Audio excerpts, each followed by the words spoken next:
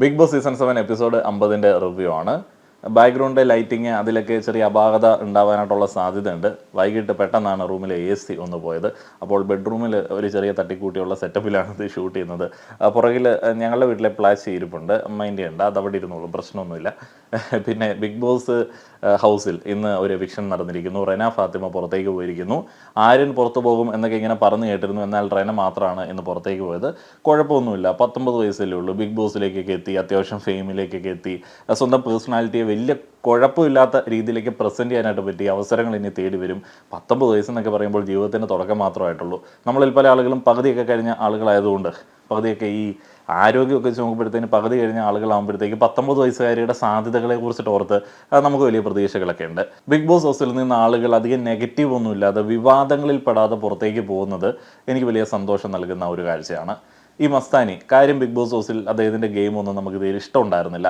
പക്ഷേ പുറത്തേക്ക് പോയതിനു ശേഷം എന്ത് സൈബർ അധിക്ഷേപങ്ങളാണ് നേരിട്ടുകൊണ്ടിരിക്കുന്നത്, എന്തിനാണ് വെറുതെ അനാവശ്യമായിട്ട് അവരെ പിന്തുടർന്നുകൊണ്ടിരിക്കുന്നത്, എന്ത് പ്രശ്നമാണ് ഈ പറയുന്ന ആളുകൾക്കൊക്കെ അവരോടുള്ളത്.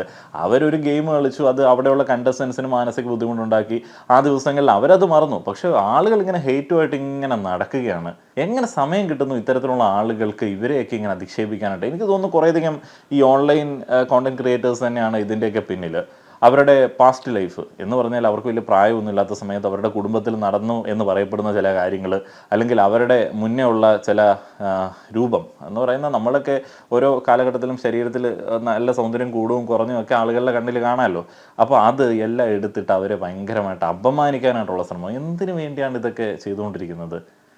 എനിക്ക് തീരെ അങ്ങോട്ട് മനസ്സിലാവുന്നില്ല. അവരൊരു ഒഫൻസ് ചെയ്ത വ്യക്തിയൊന്നും അല്ലല്ലോ, അവരൊരു ക്രിമിനലൊന്നും അല്ലല്ലോ.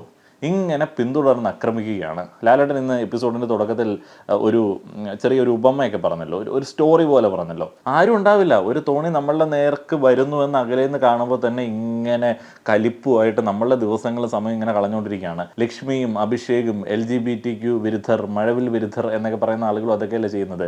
ആക്ച്വലി ഈ പറയുന്ന ആളുകൾക്ക് ആ സൈഡിൽ കൂടെ പോയിക്കോളും. ആദിലയോ നൂറയോ നവീനോ അല്ലെങ്കിൽ റിയാസോ ഒന്നും നമ്മളുടെ ജീവിതത്തിൽ ഇടപെടുന്ന ആളുകളല്ല. പേടിയാണ്.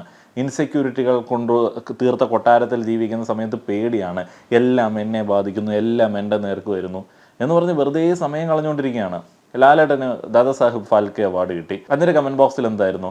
കുറേയധികം ആളുകൾ, ചില ആളുകൾ പിന്നെ മതം കൊണ്ട്, അവർ മറ്റേ തീവ്രകാക്കയായിട്ട് ജനിച്ച ആളുകളായിരിക്കും, അവർ മതം കൊണ്ട് അതിനെ പ്രതിരോധിക്കാനായിട്ട് ശ്രമിക്കുന്നു, അപമാനിക്കുന്നു. അതിനിടയ്ക്ക് MSF നേതാവിൻ്റെ വരെ ഒരു കമൻറ്റ് ഞാൻ കണ്ടു. മുസ്ലിം സ്റ്റുഡൻറ്റ് ഫെഡറേഷൻ ഈ ഒരു എൻ്റർടൈൻമെൻറ്റ് പ്ലാറ്റ്ഫോമിൽ പറയാനായിട്ട് പേടിയുണ്ടെങ്കിലും ഈ പേരിൽ തന്നെ മതമൊക്കെ എടുത്ത് പറഞ്ഞിട്ട് ഞങ്ങൾ വർഗീയ സംഘടനയല്ല എന്നൊക്കെ പറയുന്ന ആളുകളുടെ ചില പരിപാടികൾ, അത് വെച്ചിട്ട് ആ ഒരു സ്റ്റേറ്റ്മെൻ്റ് ഒക്കെ പറയുമ്പോൾ ലാലേട്ടനൊക്കെ അപമാനിക്കുന്ന സമയത്ത്, അതും ബിഗ് ബോസിൽ ലാലേട്ടൻ എടുത്ത സ്റ്റാൻഡിനെ അപമാനിച്ചതുകൊണ്ടാണ് ഞാൻ ഈ ഒരു വേദിയിൽ ഇത് പറയുന്നത്. അപമാനിക്കുന്ന സമയത്ത് അതൊക്കെ ഭയങ്കര മോശം തന്നെ. അവരെല്ലാം ഈ പേടിയോടെ ജീവിക്കുന്ന ആളുകളാണ്. അവരെല്ലാം തങ്ങളുടെ നേരെ വരുന്നു എന്നൊക്കെ പറയുന്നത്. പക്ഷേ നിങ്ങളൊന്ന് ആലോചിച്ച് നോക്കുക, ആദില, നൂറ, മോഹൻലാൽ അല്ലെങ്കിൽ മമ്മൂട്ടി എന്നീ പേരുകൾ കേൾക്കുന്ന സമയത്ത് ആളുകൾക്ക് പേടി തോന്നില്ല, ഒരു ഫോബിയും തോന്നില്ല. എന്നാൽ ലാലേട്ടനെ തെറി വിളിക്കുന്ന കമൻറ്റുകളുടെയൊക്കെ ഐഡികൾ, അവരുടെ പേരുകൾ കേൾക്കുന്ന സമയത്ത് തന്നെ ചില ആളുകൾക്ക് പേടി തോന്നുന്നു. വേറെ ചില ആളുകളോടുള്ള സാദൃശ്യമൊക്കെ വെച്ചിട്ടാണ് ആ ഒരു പേടിയൊക്കെ തോന്നുന്നത്. എന്തുകൊണ്ടാണ് ആ ഒരു പേടി തോന്നുന്നത്? ആ ഒരു പേരിനോട് എന്തുകൊണ്ടാണ് ആളുകൾക്ക് പേടി തോന്നിയത്?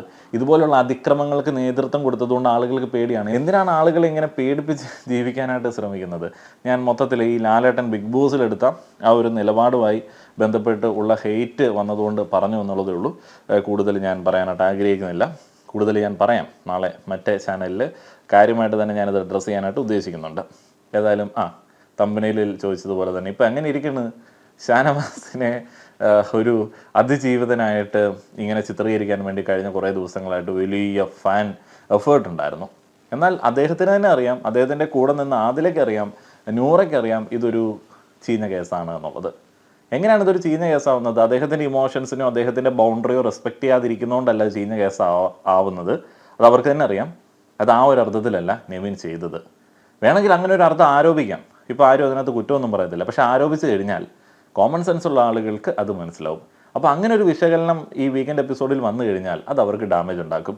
ഞാൻ കഴിഞ്ഞ ആഴ്ച എനിക്ക് തോന്നുന്നു ഒരു 3-4 വീഡിയോയിൽ ഞാനത് കൃത്യമായി പറഞ്ഞിട്ടുണ്ട്, എങ്ങനെ ഈ ഒരു കാര്യത്തെ അഡ്രസ്സ് ചെയ്യണം, ബിഗ് ബോസ് എങ്ങനെ അഡ്രസ്സ് ചെയ്യണം എന്നുള്ളത്. അപ്പോൾ എനിക്ക് വലിയ സന്തോഷമുണ്ട്. കാരണം ആ ഒരു രീതിയിലേക്ക് ഇവരതിനെ അഡ്രസ്സ് ചെയ്തപ്പോൾ എനിക്ക് കാര്യമായിട്ടുള്ള വിമർശനങ്ങൾ അന്ന് ഉണ്ടായിരുന്നു എന്നുണ്ടെങ്കിലും ആ ഒരു രീതിയിൽ ബിഗ് ബോസ് അതിനെ അഡ്രസ്സ് ചെയ്തപ്പോഴത്തേക്ക് ആളുകൾക്കത് മനസ്സിലായി.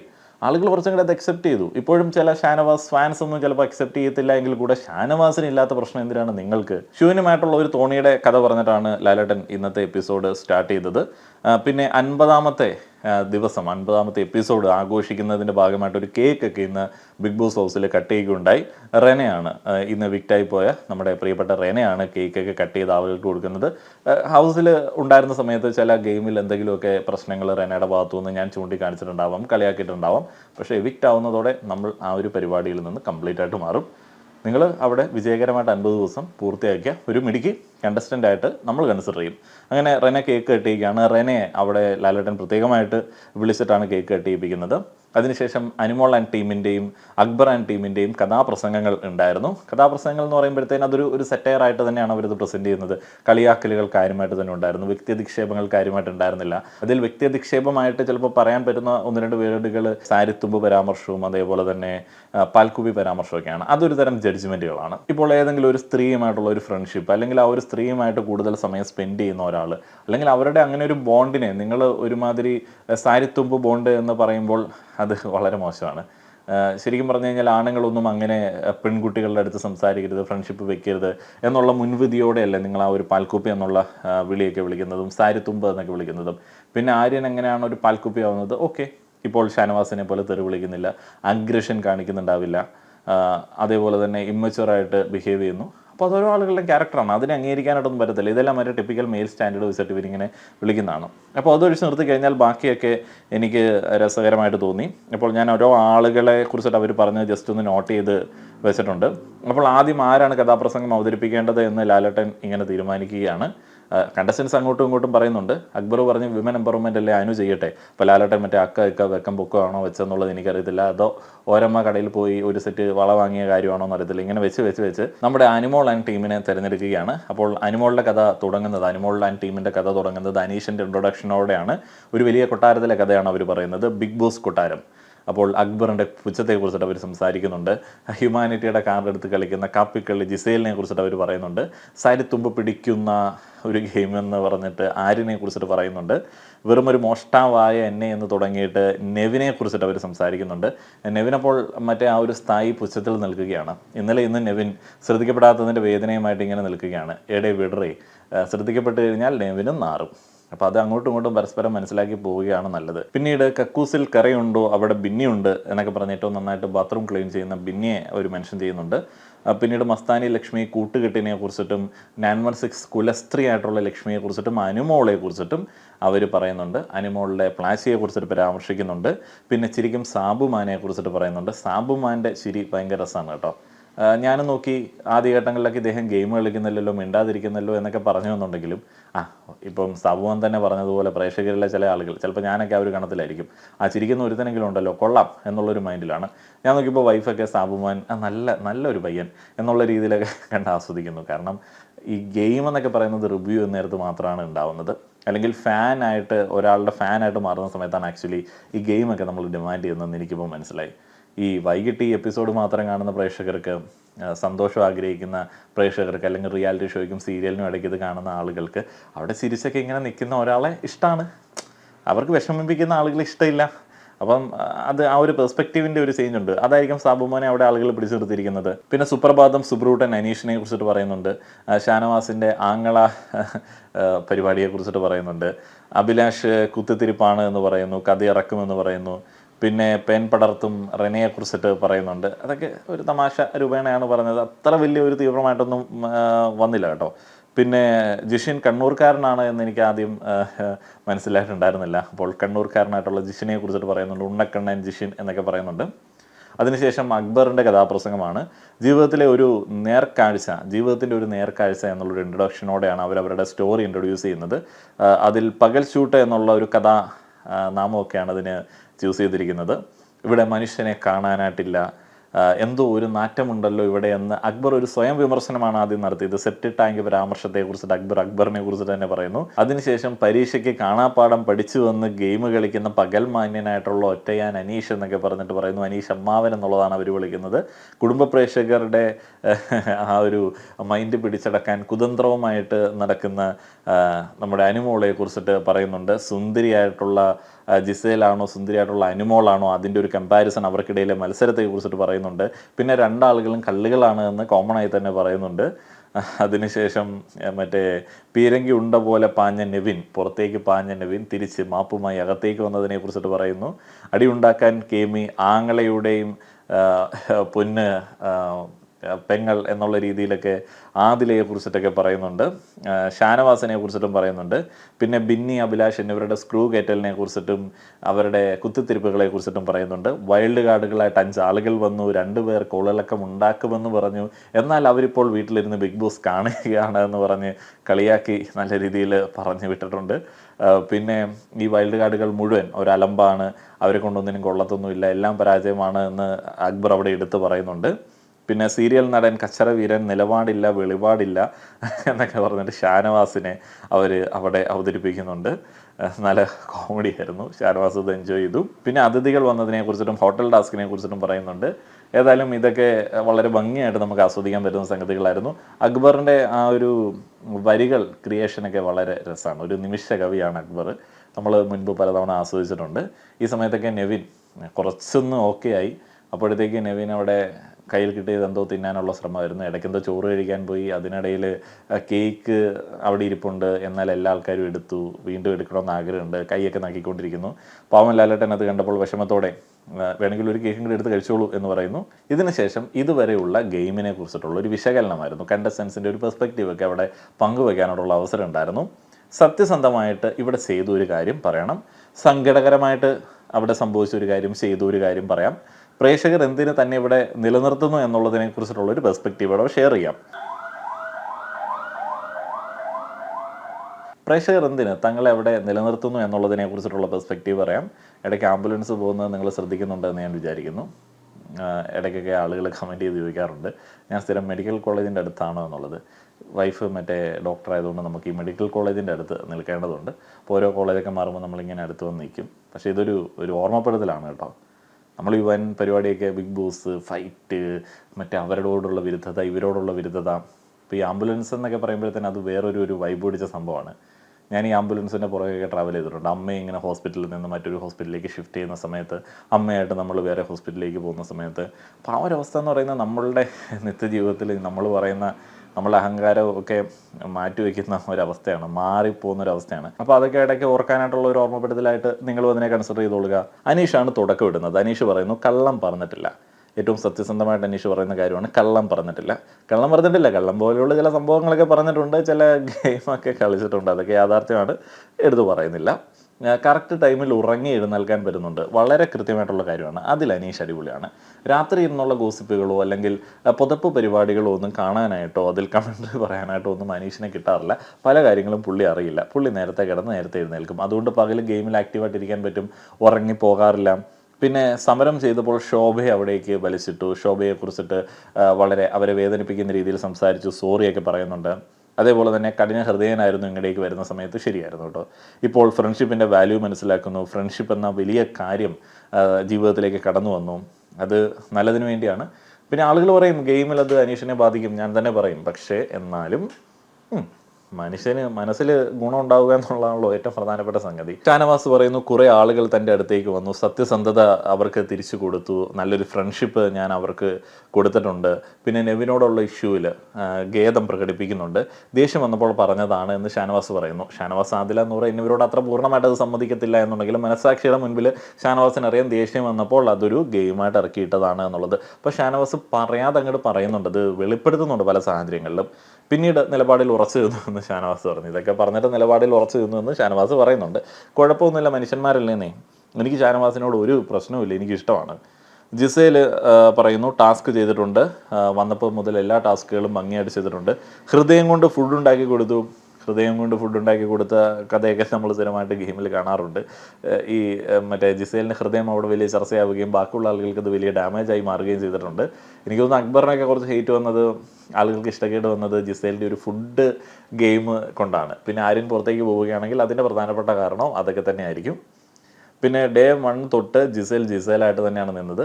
കുടുംബ പ്രേക്ഷകർ എങ്ങനെ തന്നെ റിസീവ് ചെയ്യും, അല്ലെങ്കിൽ ഈ നാട്ടിലെ ആളുകൾ എങ്ങനെ തന്നെ നോക്കിക്കാണും എന്നൊന്നും താൻ വിചാരിച്ചില്ല. തൻ്റെ വസ്ത്രധാരണത്തെക്കുറിച്ചിട്ടൊക്കെ ഒരു ടെൻഷൻ ഉണ്ടായിരുന്നു.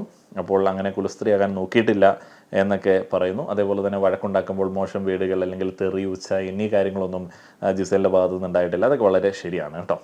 അതൊക്കെ വളരെ ശരിയായിട്ടുള്ള കാര്യമാണ്. നമ്മൾ ഇതിനകത്തൊരു ഒരു ഒരു ഒരു കാര്യം നമ്മൾ ശ്രദ്ധിക്കണം. ബോംബെയിലൊക്കെ ജീവിക്കുന്ന ഒരാൾ എത്ര ഭീതിയോടെയാണ് നമ്മുടെ നാട്ടിലേക്ക് വരുന്നത്, എത്ര ഭീതിയോടെയാണ് അവർ നമ്മളെ ഒന്ന് ജഡ്ജ് ചെയ്യുന്നത്, അനലൈസ് ചെയ്യുന്നത്. നാട്ടിലേക്ക് ഈ ഡ്രസ്സൊക്കെ ഇട്ട് വന്നു കഴിഞ്ഞാൽ പേടി ഉണ്ടായിരുന്നു എന്നൊക്കെ പറയുന്ന അഭിമാനത്തോടെ കേൾക്കേണ്ട സംഗതിയൊന്നുമല്ല. ഒരു സ്വയം വിമർശനമൊക്കെ ആവാം. ആര്യൻ പറയുന്നു താൻ ഒരു ഹാപ്പി ബബിൾ പോലെയാണ്, റിയൽ ലൈഫിലുള്ള പോലെ തന്നെയാണ് ഇവിടെ പെരുമാറുന്നത്. ചൈത്യയുടെ ലൈഫ് സ്റ്റോറി കേട്ട സമയത്ത് ചിരിച്ചതിൽ ഖേദം പ്രകടിപ്പിക്കുകയാണ്. പിന്നെ നല്ലൊരു എൻ്റർടൈനറാണ് താൻ, വലിയൊരു ആക്ടറാണ് താൻ എന്നൊക്കെ ആര്യൻ അവിടെ അവകാശപ്പെടുന്നുണ്ട്. ലക്ഷ്മി അവിടെ ഉള്ള റേഷൻ കൊണ്ട് തൃപ്തിപ്പെട്ട തൻ്റെ ആ ഒരു മിത വ്യയത്തെക്കുറിച്ചിട്ടാണ് നമ്മളുടെ മുൻപിലേക്ക് അവതരിപ്പിക്കാൻ ശ്രമിക്കുന്നത്. പിന്നെ ഒനിലിനെ കുറിച്ചിട്ടുള്ള ആരോപണത്തിൽ വിഷമം പ്രകടിപ്പിക്കുന്നുണ്ട്. കാര്യമായിട്ടുള്ള പശ്ചാത്താപമുണ്ട്, കുറ്റബോധമുണ്ട്, എല്ലാമുണ്ട്. ഇപ്പോൾ എല്ലാ ആൾക്കാരുമായിട്ട് മിങ്കിളാകാനൊക്കെ പറ്റുന്നുണ്ട് എന്ന് ലക്ഷ്മി പറയുന്നുണ്ട്. അപ്പോൾ മിങ്കിളാകാനായിട്ട് പറ്റുന്നുണ്ടായിരുന്നില്ല, മിങ്കിളാകാനായിട്ട് നിങ്ങൾ ശ്രമിക്കുന്നുണ്ട്, അത് നിങ്ങളുടെ പ്രശ്നമാണ്, നിങ്ങളത് ഐഡൻറ്റിഫൈ ചെയ്യുന്നുണ്ട് എന്നുണ്ടെങ്കിൽ നിങ്ങളുടെ ഉള്ളിലുള്ളത് വെറും വിരുദ്ധതയും അതേപോലെ തന്നെ ഒരു ഹെയ്റ്റും ആയിരുന്നു എന്നുള്ളത് നിങ്ങൾ മനസ്സിലാക്കിയെന്ന് ഞാൻ വിചാരിക്കുന്നു. അവരുടെ ഫാൻസ് മനസ്സിലാക്കുക, അവരുടെ ഉള്ളിലുള്ളത് ഹെയ്റ്റ് ആയിരുന്നു. മനുഷ്യന്മാരെ കണ്ട സമയത്ത് അവർ മാറി എന്നുള്ളതാണ് അവർ പറയുന്നത്. മനുഷ്യന്മാരുമായിട്ട് ഇടപെടണമെന്നേ, അല്ലാതെ ഒരുമാതിരി ഏതെങ്കിലും ബോധമില്ലാത്തവന്മാർ അവിടെ ഇവിടെ എന്തെങ്കിലും ഫ്രസ്ട്രേഷൻ കൊണ്ട് ഗ്രൂപ്പ് ഉണ്ടാക്കി അവരുടെ ആശയങ്ങൾ പേര് നടക്കേണ്ട ആവശ്യമൊന്നുമില്ല. വൈവിധ്യങ്ങൾ ലോകത്തുണ്ടാവട്ടെ. ആളുകൾ മറ്റുള്ള ആളുകൾ ഉപദ്രവിക്കാതിരിക്കുകയാണെന്നുണ്ടെങ്കിൽ ഉപദ്രവിക്കാതിരിക്കുന്ന എല്ലാത്തരം സ്വഭാവ പ്രകടനങ്ങൾ നമുക്ക് അംഗീകരിക്കാൻ പറ്റും. അവരാണായിട്ടോ പെണ്ണായിട്ടോ ആണിനെ പോലെയോ പെണ്ണിനെ പോലെയോ ആരെ പോലെ വേണമെങ്കിലും നടന്നോട്ടെ, നമുക്കത് പ്രശ്നമുള്ള സംഗതിയൊന്നുമല്ല. പിന്നെ ബാക്കിയുള്ള കാര്യങ്ങൾ, നിയമപരമായിട്ടുള്ള കാര്യങ്ങൾ, ബാക്കിയുള്ള ആളുകളുടെ അവകാശങ്ങളിലേക്ക് കടന്നു കയറുക, ഉപദ്രവിക്കുക എന്നീ കാര്യങ്ങളൊക്കെ നോക്കാനായിട്ട് ഇവിടെ ഒരു നിയമ സംവിധാനമുണ്ട്. അപ്പോൾ അതിനെക്കുറിച്ചിട്ടൊക്കെ ഇവിടെ കൃത്യമായിട്ട് ആളുകൾക്ക് ഐഡിയ. അതിനെക്കുറിച്ചിട്ട് ഈ മാതം തലയ്ക്ക് പിടിച്ചിട്ടുള്ള സദാചാര ടീമൊന്നും ശ്രദ്ധിക്കേണ്ട. അതൊക്കെ നമ്മൾ കാര്യമായിട്ട് പഠിക്കാൻ ശ്രമിക്കുന്നുണ്ട്. ഞങ്ങളെപ്പോലുള്ള കുറച്ച് ആളുകൾ അതിൽ കുതുകികളാണ്. നമ്മളതൊക്കെ കൃത്യമായിട്ട് അനലൈസ് ചെയ്ത് എന്തെങ്കിലുമൊക്കെ മാറ്റങ്ങൾ വരുത്താനായിട്ട് ശ്രമിച്ചോളാം. ഞാനൊരു ലോ സ്റ്റുഡൻ്റ് ആയതുകൊണ്ട് അതിൻ്റെ ഒരു ആത്മവിശ്വാസത്തിൽ പറഞ്ഞാണ് കേട്ടോ, കണക്കിലെടുക്കണമെന്നില്ല. റെന പറയുന്നു ഫ്രണ്ട്ഷിപ്പിൽ വളരെയധികം സത്യസന്ധമായിട്ട് നിൽക്കാൻ സാധിച്ചു. അനുമോളെ ചപ്പാത്തി കള്ളി എന്ന് വിളിച്ചതിൽ ഖേദം പ്രകടിപ്പിക്കുകയാണ്. ഇമോഷൻസ് ഒക്കെ എക്സ്പ്രസ് ചെയ്ത് നിൽക്കുന്നതുകൊണ്ടായിരിക്കും, ഇൻസ്റ്റൻ്റ് ആയിട്ട് ഇമോഷൻസ് പ്രകടിപ്പിക്കുന്നതുകൊണ്ടായിരിക്കാം പ്രേക്ഷകർ തന്നെ ഇവിടെ നിർത്തുന്നത്. അനുവിനോട് എനിക്ക് ഹെയ്റ്റൊന്നുമില്ല. പക്ഷേ എനിക്ക് ഈ മാസ്ക് ഇട്ട് പെരുമാറുന്ന ആളുകളെ കുറിച്ചിട്ട് ഇങ്ങനെ ഫാൻസ് ഉണ്ടല്ലോ എന്ന് വിചാരിച്ചുണ്ടാക്കി പറയാനായിട്ടൊന്നും അറിയത്തില്ല. അനു പക്ക മാസ്കാണ്. അത് ഞാൻ എനിക്കതിനകത്ത് പ്രശ്നമൊന്നുമില്ല. ഞാൻ അവരുടെ ഒരു ഹെയ്റ്ററൊന്നുമില്ല. പക്ഷേ എനിക്ക് അവരെ ഗെയിമർ എന്നുള്ള രീതിയിൽ ബാക്കിയുള്ള ആളുകളുടെ ഇന്നസെൻസുമായിട്ട് കമ്പയർ ചെയ്യുന്ന സമയത്ത് വലിയ താല്പര്യമൊന്നുമില്ല എന്നുള്ളതൊരു യാഥാർത്ഥ്യമാണ്. ഞാനത് പറയാനായിട്ട് മടിക്കുന്നൊന്നുമില്ല. അതിന് സ്വന്തം നിലപാടിൽ ഉറച്ചു നിന്നു. സ്നേഹം വാരിക്കൊടുക്കുന്ന സ്വഭാവമാണ് എന്നൊക്കെ ചുമ്മാ ഇതൊക്കെയാണ് പറയുന്നത്. പിന്നെ മറ്റേ ഇൻഡസ്ട്രിയിൽ വന്നിട്ട് 11 വർഷമായി, ആൾക്കാർ കൂടെ ഉണ്ടാകും. മറ്റേ അപ്പാനിയുടെ ഒരു സൈസ് തരത്തിലുള്ള പൊങ്ങത്വം ഇതിൻ്റെ കൂടെ തന്നെ ഉണ്ട്. ഇൻഡസ്ട്രിയിൽ വന്ന് 11 വർഷമായി ആൾക്കാർ കൂടെ ഉണ്ടാവും. ഈ പഴയ കാലത്തൊക്കെ നമുക്ക് വേറെ ഈ വിനോദ ഉപാധികളൊന്നും ഇല്ലാതിരുന്ന കാലത്ത് ആളുകൾക്ക് ഈ സീരിയൽ ആക്ടർ, സിനിമ ആക്ടർ എന്നൊക്കെ പറഞ്ഞ ജീവിതത്തിൻ്റെ ഒരു ഭാഗമായിരുന്നു. അപ്പോൾ അവർ രാഷ്ട്രീയത്തിലേക്കൊക്കെ വരികയും അവരെ നമ്മൾ വോട്ട് കൊടുത്ത് വിജയിപ്പിക്കുകയും അവർ പാർട്ടി ഉണ്ടാക്കുകയൊക്കെ ചെയ്തിരുന്നു. തമിഴ്നാട്ടിലൊക്കെ കാര്യമായിട്ടുണ്ടായിരുന്നു. നമ്മുടെ ഇവിടെ അങ്ങനെയുള്ള പരിപാടിയൊന്നുമില്ല. ഇൻഡസ്ട്രിയിൽ നിങ്ങൾ 11 വർഷമായിട്ടുണ്ടെങ്കിൽ നല്ല കണ്ടന്റ് ഉണ്ടെങ്കിൽ ആളുകൾ കാണും. അല്ലാതെ നിങ്ങൾ 11 വർഷമാണല്ലോ, എന്ത് എക്സ്പീരിയൻസ് ഉള്ള ഒരാൾ, അയാളുടെ അപരാധമാണല്ലോ ഇരുന്ന് കണ്ടേക്കാം എന്നൊന്നും നമ്മൾ വിചാരിക്കുന്നൊന്നുമില്ല. അതിനുശേഷം ആദില പറയുന്നു ഫ്രണ്ട്ഷിപ്പ് ആൻഡ് കണക്ഷൻസ് ഉണ്ടായി, അതൊക്കെ വളരെ റിയൽ ആയിട്ട് താൻ ഇവിടെ കാഴ്ചവെക്കുന്നുണ്ട്. നെവിൻ്റെ ഇഷ്യൂവിൽ വളരെ ജഡ്ജ്മെൻ്റലായി പെരുമാറി, റിഗ്രറ്റ് ഉണ്ട്, എടുത്തുചാട്ടമുണ്ടായിരുന്നു എന്നുള്ളത് മനസ്സിലാക്കുന്നു. പിന്നെ ആൾക്കാർക്ക് റിലേറ്റബിൾ ആയതുകൊണ്ടായിരിക്കാം അവർ എന്നെ ഇവിടെ നിർത്തുന്നത്. നൂറ പറയുന്നു ആദ്യം സൈലൻ്റ് ആയിരുന്നു, പിന്നീട് സംസാരിച്ചു തുടങ്ങി. മറ്റേ ബ്ലാക്ക് കോയിൻ കൊടുക്കാതെ ഗെയിം കളിച്ചതിൽ റിഗ്രറ്റ് ഉണ്ട്. അഭിനയിക്കാൻ അറിയില്ല, കള്ളം പറയൽ തീരെയില്ല, അങ്ങനെ ഒരു ശീലവുമില്ല എന്ന് നൂറ പറയുന്നു. ശരിയാണ്, നൂറ പലപ്പോഴും വളരെ ഇന്നസെൻ്റ് ആയിട്ട് ആത്മാർത്ഥമായിട്ട് പെരുമാറുന്നത് പോലെയും നമ്മളുടെ ഇഷ്ടം പിടിച്ചു പറ്റുന്നത് പോലെയും എനിക്ക് തോന്നാറുണ്ട്. ചില അവസരങ്ങളിൽ മറ്റേ പുതപ്പ് പരിപാടി, അതേപോലെ തന്നെ ഫാക്ടറി ടാസ്ക്, പിന്നെ അങ്ങനെയുള്ള കേസുകളിലൊക്കെ ഇത്തിരി ഞാൻ തന്നെ നെഗറ്റീവ് പറഞ്ഞിട്ടുണ്ട്. പക്ഷേ അതിൽ നിന്നൊക്കെ സോറി പറഞ്ഞ് മാറുകയാണെന്നുണ്ടെങ്കിൽ നൂറയൊക്കെ ഒരു നല്ല കണ്ടസ്റ്റൻ്റാണ്. ബിന്നി പറയുന്നു ബിന്നി പറഞ്ഞതും ചെയ്തതും ഒക്കെ ക്ലാരിറ്റിയോടെ തന്നെയാണ്, എല്ലാ കാര്യങ്ങളും ഒരു ക്ലാരിറ്റിയൊക്കെ ഉണ്ടായിരുന്നു. റിഗ്രറ്റ് അപ്പാനി അക്ബർ ഗ്യാങ്ങിൽ പോയിരുന്ന് കുത്തിത്തിരിപ്പുകാരി എന്നുള്ള പേര് കിട്ടിയതിലാണ്. ഉള്ളിൽ സങ്കടമുണ്ട്, എല്ലാ കാര്യങ്ങളിലും സ്റ്റാൻഡ് ഉള്ളതുകൊണ്ടാവും നിലനിർത്തുന്നത്. ബിന്നി ചെറിയ രീതിയിൽ വിഷമിക്കുകയാണ്. ശരിയാണ്, ബിന്നിക്ക് വിഷമം വരാനായിട്ടുള്ള സാധ്യത ഉണ്ട്. കാരണം ബിന്നി വലിയ കുത്തിത്തിരിപ്പൊന്നുമല്ല. അഭിലാഷും വലിയ കുത്തിത്തിരിപ്പാണെന്ന് ഞാൻ പറയുന്നില്ല, ബിന്നി വലിയ കുത്തിത്തിരിപ്പാണെന്ന് കണ്ടസ്റ്റൻസ് പറയുന്നു. പക്ഷേ ആക്ച്വലി കുത്തിത്തിരിപ്പുണ്ടാക്കുന്ന കണ്ടസ്റ്റൻസ് ആണ് ബിന്നിക്കെതിരെ പറയുന്നത്. ബിന്നിയുടെ ഒരു എന്താ പറയുന്നത്, ഒരു ലെവലിന് പറ്റിയ ആളുകളോട് ഇല്ല എന്നുള്ളതാണ് അതിൻ്റെ ഒരു പരിപാടി. പിന്നെ ഓരോ ആളുകളും ഓരോ മൂഡല്ലേ നീ, അവരൊരു പ്രൊഫഷനൊക്കെ കൈകാര്യം ചെയ്യുന്ന ആ ഒരു രീതിയിൽ വളർന്നു വന്ന ഒരാളാണ്. സീരിയൽ ബാക്ക്ഗ്രൗണ്ട് മാത്രമാണ് ഈ ബാക്കിയുള്ള ആളുകളുമായിട്ട് ഇവരെ കണക്ട് ചെയ്യുന്നത്. അക്ബർ പറയുന്നു ഗെയിമിൻ്റെ ഭാഗമായി പ്രശ്നം ഉണ്ടാക്കിയിട്ടുണ്ട്, പേഴ്സണലായിട്ട് അനുവിനെ മാത്രമേ തനിക്ക് ഒന്ന് ഹെർട്ട് ചെയ്യേണ്ട വന്നിട്ടുള്ളൂ, അതിൽ ക്ഷമ ചോദിക്കുന്നുണ്ട്. പിന്നെ മറ്റേ റിഗ്രറ്റ് ഉണ്ട് രേണു സുധിയുടെ കാര്യത്തിൽ, ആ ഒരു അധിക്ഷേപത്തെ കുറിച്ചിട്ട് പറയുന്നുണ്ട്. പിന്നെ അനുവിനെ റിസപ്ഷന് വിളിക്കത്തില്ല എന്ന് പറഞ്ഞിരുന്നു, വിളിക്കുമെന്ന് പറയുന്നു. എനിക്ക് ഫേവറേറ്റ്സ് ഉണ്ട്, ബട്ട് ശരികൾക്കൊപ്പമാണ് എപ്പോഴും നിൽക്കാറുള്ളത്. അത് അക്ബർ പറഞ്ഞത് ശരിയാണ് കേട്ടോ. അപ്പാനി പോയതിൽ പിന്നെ അത് ശരിയാണ്. നെവിൻ പറയുന്നു സത്യസന്ധമായി ചെയ്ത ഒരേ ഒരു കാര്യം നാരങ്ങ ഏറ് മാത്രമാണ് ജയിലിൽ നിന്ന്, ബാക്കിയുള്ളതൊക്കെ നെവിൻ്റെ ഒരു ഗെയിമായിട്ട് നെവിൻ സമ്മതിക്കുന്നുണ്ട്. റിഗ്രറ്റ് തോന്നിയ കാര്യം ഷാനവാസിന്റെ ഫാമിലിയെ പറഞ്ഞു. പിന്നെ റനയോടുള്ള ദേഷ്യം, തൻ്റെ സ്നേഹപ്രകടനം ഒരു മിസ്അണ്ടർസ്റ്റാൻഡിങ് ഉണ്ടാക്കി അതിലൊരു സോറിയൊക്കെ ചോദിക്കുന്നുണ്ട്. എൻ്റർടൈനറാണ് എന്നുള്ള രീതിയിലാണ് നെവിൻ പറയുന്നത്. സാബുമാൻ പറയുന്നു ഫ്രണ്ട്ഷിപ്പ് ഉണ്ട്, ആരോടും ദേഷ്യമൊന്നുമില്ല, റിഗ്രറ്റ് ഉള്ളത് ഇനാക്റ്റീവ് ആയതിൽ ആണ്, ഓവർ തിങ്കിങ് ആയതുകൊണ്ടാണ് ഗെയിം കളിക്കാൻ പറ്റാത്തത്, എങ്ങനെ കളിക്കണം എന്ത് ചെയ്യണം എന്നൊക്കെ ആലോചിച്ച് വരുമ്പോഴത്തേക്ക് ഗെയിം കഴിഞ്ഞിട്ടുണ്ടാവും. യാഥാർത്ഥ്യം എപ്പോഴും ചിരിച്ചുകൊണ്ടിരിക്കുന്ന ആളുകളെ പ്രേക്ഷകർക്ക് ഇഷ്ടമായിരിക്കും, അതുകൊണ്ടായിരിക്കും നിലനിർത്തുന്നത്. ഒനിൽ പറയുകയാണ്, ഒനിലിൻ്റെ പ്രസൻറ്റേഷൻ ഡ്രസ്സാണ് കേട്ടോ, ക്ലാരിറ്റിയോടെ പ്രസൻറ്റ് ചെയ്യും, വലിയ കാര്യമൊന്നും ഇല്ലെങ്കിലും ക്ലാരിറ്റി ആയിട്ട് പ്രസൻറ്റ് ചെയ്യും. ഒളിച്ചിരിക്കുവാണോ എന്ന് ലാലേട്ടൻ ചോദിച്ചു, അതെൻ്റെ ഗെയിമിനെ അപ്പാക്കാനായിട്ട് ഒത്തിരിയധികം ഹെൽപ്പ് ചെയ്തു. റിഗ്രറ്റ്സ് വയ്ക്കാറില്ല, ഒരു റിഗ്രറ്റ്സും ആരോടും ഇല്ല, എന്തെങ്കിലും ഉണ്ടെന്നുണ്ടെങ്കിൽ അപ്പോൾ തന്നെ സോറി പറയും, നല്ല ക്വാളിറ്റി. അണ്ടർസ്റ്റിമേറ്റ് ചെയ്ത ആൾക്കാരെ കൊണ്ട് മാറ്റി പറയിച്ചു, റോയാണ് ഞാൻ, അതുകൊണ്ടാണ് പ്രേക്ഷകർക്ക് എന്നെ ഇഷ്ടം. അഭിലാഷ് പറയുന്നു ഒനിലിൻ്റെ ഫ്രണ്ട്ഷിപ്പ് തനിക്ക് ലഭിച്ചു, വയ്യാഴിക പറഞ്ഞ് മാറിയിരുന്നിട്ടില്ല. അതിനുശേഷം ജിഷിൻ പറയുന്നു സത്യസന്ധമായി പാചകം ചെയ്തു. ജിസേൽ ആര്യൻ ഇഷ്യൂവിൽ ഒരു പ്രശ്നം ഉണ്ടാക്കി, അതിൽ റിഗ്രറ്റ് ഉണ്ട്. ഏതായാലും ഇങ്ങനെ ആളുകൾ അങ്ങോട്ടും ഇങ്ങോട്ടും പരസ്പരം സമാധാനിപ്പിച്ചപ്പോൾ, പരസ്പരം ആളുകളെല്ലാം അങ്ങ് തുറന്നു പറഞ്ഞപ്പോൾ എല്ലാ ആളുകൾക്കും ഒരു സമാധാനം കിട്ടി. നമ്മൾ ആ ഒരു ഫീല് കറക്റ്റായിട്ട് കാണുന്ന സമയത്ത് നമ്മളും അനുഭവിക്കുന്നുണ്ടായിരുന്നു കേട്ടോ. ഒന്ന് അയഞ്ഞു, അവരൊന്ന് ശ്വാസം വിട്ടു. ഇതിനുശേഷം നോമിനേഷനിലുള്ള ആളുകളെ എഴുന്നേൽപ്പിച്ച് നിർത്തുന്നു. അപ്പോൾ അവർക്ക് സംസാരിക്കാനായിട്ടുള്ള ഒരു വേദി കൊടുക്കുക എന്നുള്ളത് സ്ഥിരമായിട്ട് ചെയ്യുന്ന ഒരു കാര്യമാണ്. കാരണം ഇനി സംസാരിക്കാൻ പറ്റിയില്ലെങ്കിലോ പുറത്തു പോവുകയല്ല. അപ്പോൾ ഹൗസിൽ അവർ പലപ്പോഴും പല ആളുകളും ലാസ്റ്റായിട്ട് സംസാരിക്കുന്നത് ആ ഒരു അവസരത്തിലാണ്. അപ്പോൾ ആര്യൻ പറയുന്നു ഏറ്റവും കൂടുതൽ മനസ്സിലാക്കിയ ആളെ കുറിച്ചിട്ട് അവരുടെ ഒരു ടാസ്ക് അങ്ങനെയായിരുന്നു. അപ്പോൾ ജിസേൽ എന്ന് പറയുന്നു, ഷിയാസ് വന്നപ്പോൾ, ശോഭ വന്നപ്പോൾ ഇത്ര ഏജ് ഉള്ള ജിസേൽ ഇത്ര ഏജ് കുറഞ്ഞ ആര്യൻ്റെ കൂടെ എന്നൊക്കെ ഉള്ള രീതിയിൽ അവർ സംസാരിച്ചിരുന്നു. അപ്പോൾ അത് ഒക്കെ അവിടെ ആര്യനെടുത്ത് പറയുന്നുണ്ട്. ഷാനവാസ് അനീഷിനെ നന്നായി മനസ്സിലാക്കിയെന്ന് പറയുന്നു. റെന ജിസേലിനെ നന്നായിട്ട് മനസ്സിലാക്കി ഇഷ്ടപ്പെടുന്നു എന്ന് പറയുന്നു. അതിൽ അനുമോളെ ആശയപരമായിട്ട് വിയോജിപ്പുകളുണ്ട് എന്നുണ്ടെങ്കിലും കൂടെ നിർത്തുന്നു എന്ന് പറയുന്നു. സാബുമോൻ, അഭിലാഷ്, ഒനിൽ എന്നിവരെ വളരെയധികം മനസ്സിലാക്കിയെന്ന് പറയുന്നു. എന്നാൽ കൂടുതൽ ഇഷ്ടം അഭിലാഷിനോടാണ്, ഒരു വലിയേട്ടൻ ഫീലൊക്കെ ഉണ്ട് എന്ന് പറയുന്നു. ലക്ഷ്മി നെവിനെ കൂടുതലായിട്ട് മനസ്സിലാക്കി, മകൻ്റെ ഇതുപോലത്തെയുള്ള ഹെയർ സ്റ്റൈലാണ്, അതേപോലെ തന്നെ ഫുഡൊക്കെ ഷെയർ ചെയ്യുമ്പോൾ നെവിന് വലിയ സന്തോഷമാണ്. നെവിനൊരു ഇഷ്യൂ വന്നാൽ അവനെ അവൻ്റെ വഴിക്ക് വിട്ടു കഴിഞ്ഞാൽ നെവിൻ ഹാപ്പി ആകും എന്ന് ലക്ഷ്മി തിരിച്ചറിയുന്നു. ഇതിനുശേഷം എവിക്ഷനിലേക്ക് പോവേണ്ട 6 ആളുകളെ ഗാർഡൻ ഏരിയയിലേക്ക് വിളിക്കുകയാണ്. ഇതിലെങ്ങനെയാണെന്ന് വെച്ച് കഴിഞ്ഞാൽ പരിപാടി രസകരമാണ്. ഫ്രണ്ടിലുള്ള ബോളിൽ നിന്നിട്ട് ലാലേട്ടൻ ഓരോ നമ്പേഴ്സ് എടുക്കും. ആ ഒരു നമ്പറുള്ള ആൾ പോയിട്ട് ഒരു കോയിൻ എടുത്ത് അത് ചുരുണ്ട് നോക്കി സേവ് ആയിട്ടുള്ള ആൾക്ക് മാലയിട്ട് പാട്ടൊക്കെ പാടി ഡാൻസൊക്കെ കളിച്ച് തിരിച്ച് ഹൗസിലേക്ക് ആന നയിച്ചുകൊണ്ട് വരണം. അങ്ങനെയാണ്. നമ്പർ 1 കോയിൻ സ്ക്രാച്ചാക്കി മാലയിട്ട് പുറത്ത് വിടണം. ആരാണ് നമ്പർ 1 പോയത്? അനുവാണ്. അനു നൃത്തമൊക്കെ ചെയ്ത് നമ്മുടെ ആര്യനെ സേവ് ചെയ്ത് അകത്തേക്ക് കൊണ്ടുവരികയാണ്. ആര്യന് അനു മാലയിട്ടപ്പോൾ തന്നെ അവിടെ ആര്യൻ്റെ വക ഒരു കോമഡി പരിപാടികളൊക്കെ ഉണ്ടായിരുന്നു. അനു എനിക്ക് മാലയിടണ്ട എന്നൊക്കെ പറഞ്ഞ് ഉള്ളൊരു പരിപാടി. എന്താണെങ്കിലും വളരെ സന്തോഷത്തോടെ അവർ ഹൗസിലേക്ക് വരുന്നു.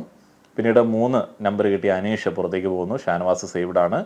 താളമേളം പാട്ടും കൂത്തും നാടിനാഘോഷം എന്നുള്ള പാട്ടാണ്. എനിക്ക് ആ ഒരു പാട്ട് വളരെയധികം ഇഷ്ടമാണ്. അപ്പോൾ ആ ഒരു പാട്ടിൻ്റെ അകമ്പടിയോടെ അവർ ഹൗസിലേക്ക് വരുന്നു. 6 ജിഷനാണ്. സാബുമോനെ സേവ് ചെയ്യുന്നു. ആരാരെ ഗോവിന്ദ എന്നുള്ള പാട്ടിൽ തുള്ളി അവർ ഹൗസിലേക്ക് വരുന്നു. 4 അഭിലാഷ് പോയി ആദിലയെ സേവ് ചെയ്യുന്നു. പുട്ടുകുത്തടി പുടവ ചുറ്റടി എന്നുള്ള പാട്ടുമായിട്ട് അവർ തിരിച്ച് ഹൗസിലേക്ക് വരുന്നു. നൂറാനും പുറത്തേക്ക് പോകുന്നു, ഓടിച്ചെല്ലുന്നു. വളരെയധികം ഹാപ്പി ആയിട്ട് അവർ പോയതാണ് അവിടേക്ക്. എന്നാൽ അവിടെ ഒരു അബദ്ധം സംഭവിച്ചു. ലാലേട്ടൻ്റെ സമയത്തിന് വാല്യൂ ഉണ്ട്. അങ്ങേര് അവിടെ പോസ്റ്റ് അടിച്ച് നിൽക്കുകയാണ്.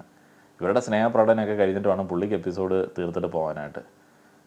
അത് നമ്മളൊന്ന് ആലോചിക്കണം. അവരൊക്കെ കുറച്ചും കൂടെ എന്താ പറയുന്നത്, ബിഗ് ബോസ് കഴിഞ്ഞ് കഴിഞ്ഞാൽ അവിടെ ഏറ്റവും ബിഗ് ബോസിനോടൊപ്പം തന്നെ പ്രാധാന്യമുള്ള ഒരു മനുഷ്യനല്ലേ. അപ്പോൾ പുള്ളി അവിടെ പോസ്റ്റൊക്കെ എടുത്തിട്ട് ഇവർ പുറത്ത് പോയി പാട്ടൊക്കെ പാടി സ്നേഹപ്രകടനമൊക്കെ നടത്തിയിട്ട് വരികയാണ്. എന്നിട്ട് ലാലേട്ടന് ദേഷ്യം വരുന്നു. ലാലേട്ടൻ ദേഷ്യപ്പെടുന്നു. എന്താണ് നിങ്ങൾക്ക് ഇത്ര പ്രത്യേകത, നിങ്ങൾ എന്തിനാണ് പുറത്തു പോയത്, സോറി ലാലേട്ട എന്നൊക്കെ പറഞ്ഞ് ഇവരിങ്ങനെ ഒരുമാതിരി അഭിനയിച്ചുകൊണ്ടിരുന്നപ്പോഴും പുറകിൽ കെട്ടിപ്പിടുത്തവും ചിരിയും പരിപാടിയൊക്കെയാണ്. ലാലേട്ടൻ്റെ ദേഷ്യത്തെ ഒന്നും അവർ മൈൻഡ് ചെയ്യുന്നില്ല. അങ്ങനെ ഒരു ഒരു ഒരു വലിയ ബഹുമാനമൊന്നും ഇല്ല എന്നുള്ളത് നമുക്കത് മനസ്സിലായി. കൃത്യമായിട്ട് കണ്ടസ്റ്റൻസിന് അങ്ങനെ ഒരു ബഹുമാനമൊന്നുമില്ല, എല്ലാം ആക്ടിങ് ആണെന്നുള്ളത് മനസ്സിലായി. കാരണം ലാലേട്ടൻ എന്തോ പറയുന്നു, അയാൾ ഇങ്ങനെ ദേഷ്യപ്പെടാറൊക്കെ ഉണ്ട്, എന്തെങ്കിലും കാണിക്കട്ടെ എന്നുള്ള മൈൻഡിൽ പുറകിൽ അവർ ഒന്നും ശ്രദ്ധിക്കുന്നില്ല. അക്ബർ ഒന്നും ശ്രദ്ധിക്കുന്നില്ല, ആദിലെ ഒന്നും ശ്രദ്ധിക്കുന്നില്ല. അവിടെ അവർ ബഹുമാനക്കുറവ് കാണിച്ചു എന്നുള്ളത് യാഥാർത്ഥ്യമാണ്. അങ്ങനെ ഒന്നും ചെയ്യരുത്. ലാലേട്ടൻ പറഞ്ഞത് നിങ്ങൾ തന്നെ ചെയ്തോളൂ എന്ന് പറഞ്ഞിട്ട് പുള്ളി അങ്ങ് അകത്തോട്ട് പോയി. നല്ല കാര്യം. അതിനുശേഷം അക്ബറിനെ ഗാർഡൻ ഏരിയയിലേക്ക് വിളിക്കുകയാണ്. മറ്റേ ടാസ്ക് കണ്ടിന്യൂ ചെയ്യിക്കുന്നില്ല. അക്ബർ വന്നു, 2 കോയിൻസ് എടുത്തു. Rene evicted, Lakshmi saved. റെനയ്ക്ക് വിശ്വസിക്കാൻ പറ്റുന്നില്ല. എവിക്റ്റ് എന്ന് പറയുന്ന ഒരു യാഥാർത്ഥ്യത്തിലേക്ക് വരിക എന്നൊക്കെ പറയുമ്പോൾ ഭയങ്കര രസമായിട്ട് ആ ഒരു ഇമോഷൻസ് നമുക്ക് റീഡ് ചെയ്യാനായിട്ട് പറ്റി കേട്ടോ. റെനെ നന്നായിട്ട് ശരിക്കും പറഞ്ഞാൽ അങ്ങനെ ഇമോഷൻസ് എക്സ്പ്രസ് ചെയ്യുന്ന ആളുകൾ വളരെ റെയറാണ്. നമുക്കത് വായിച്ചെടുക്കാൻ പറ്റും എന്താണ് റെനയുടെ ഫീൽ എന്നുള്ളത്. എവിക്റ്റഡ് എന്ന് പറയുന്നൊരു സംഭവം ഉണ്ടല്ലോ, ഞാനത് ഇത്ര കാലമായിട്ട് ബിഗ് ബോസ് കാണുമ്പോഴും എനിക്കത് ഇപ്പോഴാണ് ആ ഒരു എവിക്റ്റഡ് എന്നുള്ള ഒരു ഫീല് കറക്റ്റ് കിട്ടിയത്. ഒന്ന് ആലോചിച്ച് നോക്കിയ, നമ്മൾ എവിക്റ്റഡ് ആവുകയാണ്, അത്ര ആളുകളിൽ നിന്ന് നമ്മൾ എവിക്റ്റഡ് ആവുകയാണ്. അത് ബിഗ് ബോസ് എന്തും ആയിക്കോട്ടെ, ഒരു ഗെയിം ഷോ അല്ലേ, നമ്മൾ ഒത്തിരിയധികം ആളുകളുടെ പിന്തുണയിലാണ് അവിടെ നിൽക്കുന്നത് എന്നൊക്കെ ഇങ്ങനെ കാലങ്ങളായിട്ട് അനുഭവിച്ചു വരുന്നു, ആഴ്ചകളായിട്ട് അനുഭവിച്ചു വരുന്നു. എന്നാൽ പെട്ടെന്നൊരു ദിവസം ആളുകളുടെ സ്നേഹം കുറഞ്ഞോ അല്ലെങ്കിൽ മറ്റൊരാളോട് സ്നേഹം കൂടിയോ നമ്മൾ പുറത്തേക്ക് പോവുകയാണ്. റെന പറഞ്ഞൊരു കാര്യമുണ്ട്, ബാക്ക് ടു റിയാലിറ്റി. ശരിയാണ്, റിയാലിറ്റിയിലേക്ക് അവർ തിരിച്ചു വരികയാണ്. ഞാനിന്നിങ്ങനെ വെറുതെ ഇങ്ങനെ ഇരുന്ന സമയത്ത്, വെറുതെ ഇങ്ങനെ നമ്മുടെ ഏറ്റവും പ്രിയപ്പെട്ട ഇടമുണ്ടല്ലോ, നമ്മുടെ ആ ഒരു വീട്ടിലെ ഏറ്റവും ചെറിയ സ്പേസ്, അവിടെ ഇങ്ങനെ വെറുതെ ഇരുന്ന സമയത്ത് ഇങ്ങനെ ആലോചിക്കുകയാണ്. ഇങ്ങനെ നമുക്ക് ആകെ മൊത്തത്തിൽ എന്തെങ്കിലും പ്രശ്നമൊക്കെ സംഭവിച്ച് മൊത്തത്തിൽ എന്തെങ്കിലുമൊക്കെ പേഴ്സണലായിട്ടുള്ള പ്രശ്നങ്ങൾ പല ആളുകൾക്ക് ഉണ്ടാവുമല്ലോ. ഞാൻ ആ മല്ലു ട്രാവലറുടെ ആ ഒരു മറ്റേ കുറേ റിവീലേഷനൊക്കെ കണ്ടിട്ട് ഇങ്ങനെ ആലോചിക്കുകയാണ്. അപ്പോൾ ഒക്കെ ബിഗ് ബോസിലേക്ക് ഒരു ക്ഷണം കിട്ടുകയാണെന്നുണ്ടെങ്കിൽ എന്ത് സുഖമായിരിക്കും ആളുകൾക്ക്. കാരണം അവിടെ പോയി കഴിഞ്ഞാൽ പുറത്ത് ഒരു കാര്യം അറിയണ്ടല്ലോ, വെറുതെ അവിടെ ഇരിക്കുക, കാശ് വാങ്ങുക, പുറത്ത് ഒരു കാര്യം അറിയണ്ട, സമാധാനമായിട്ട് പോവുക. പുറത്തൊക്കെ വലിയ അലമ്പുകളുള്ള ആളുകൾക്ക്, ഒത്തിരി പ്രശ്നങ്ങളുള്ള ആളുകൾക്ക് ബിഗ് ബോസിലെ പ്രശ്നങ്ങളൊന്നും ചിലപ്പോൾ വലിയ പ്രശ്നങ്ങളായിരിക്കില്ല എന്ന് ഞാൻ വിചാരിച്ചു. ഇതൊക്കെ ചുമ്മാ ഓരോ തോന്നലുകളാണ്. ഏതായാലും റെന ബാക്ക് ടു റിയാലിറ്റിയാണ്. 50 ദിവസങ്ങളെങ്കിലും ഉറപ്പായിട്ട് അവിടെ നിൽക്കണമെന്നുള്ള ആഗ്രഹം ഉണ്ടായിരുന്നു, അത് അച്ചീവ് ചെയ്തു. അതിൽ വലിയ ഹാപ്പിയാണ്. റെന ഈസി ആയിട്ട് സർവൈവ് ചെയ്യാനായിട്ട് പറ്റുമെന്നൊക്കെ ഓർത്തിട്ടാണ് അവിടെ പോയത് എന്നൊക്കെ വേദിയിൽ ലാലേട്ടനോട് പറഞ്ഞു. കുറേ നല്ല കാര്യങ്ങളൊക്കെ നടന്നു. ഏതായാലും അങ്ങനെ റെന എവിക്റ്റ് ആവുകയാണ്. ലാലേട്ടൻ ടാറ്റയൊക്കെ പറഞ്ഞ് പോയതിന് ശേഷം കണ്ടസ്റ്റൻസ് അവിടെയുള്ള കാര്യങ്ങളെക്കുറിച്ച് അനലൈസ് ചെയ്യുകയാണ്. അപ്പം ഷാനവാസിനും ആദിലയ്ക്കൊക്കെ അറിയാം, നൂറയ്ക്കൊക്കെ അറിയാം, ആറ്റ കേസ് എടുക്കുകയായിരുന്നുണ്ടെങ്കിൽ പെട്ടുപോയനെ, നാറിപ്പോയനെ എന്നുള്ളതറിയാം. അവരതിനെക്കുറിച്ചിട്ടൊക്കെ സംസാരിക്കുകയാണ്. ബിന്നി അവിടെ സംസാരിക്കുന്നുണ്ട്. അപ്പോൾ അങ്ങനെയൊക്കെയാണ് അവിടെയുള്ള കാര്യങ്ങൾ. അപ്പോൾ കൂടുതൽ രസകരമായിട്ടുള്ള ഗെയിമുകളൊക്കെ നാളെ തൊട്ട് പ്രതീക്ഷിക്കാം. കുറേ ആളുകളൊക്കെ പോകുമ്പോൾ അതനുസരിച്ചിട്ടുള്ള ഒരു രസമൊക്കെ ഗെയിമിൽ ഉണ്ടാവേണ്ടതാണ്. അപ്പോൾ എന്താണ് മാറ്റം ഉണ്ടായത് എന്ന് നമുക്ക് നോക്കാം. അപ്പോൾ നാളെ കാണാം. നന്ദി.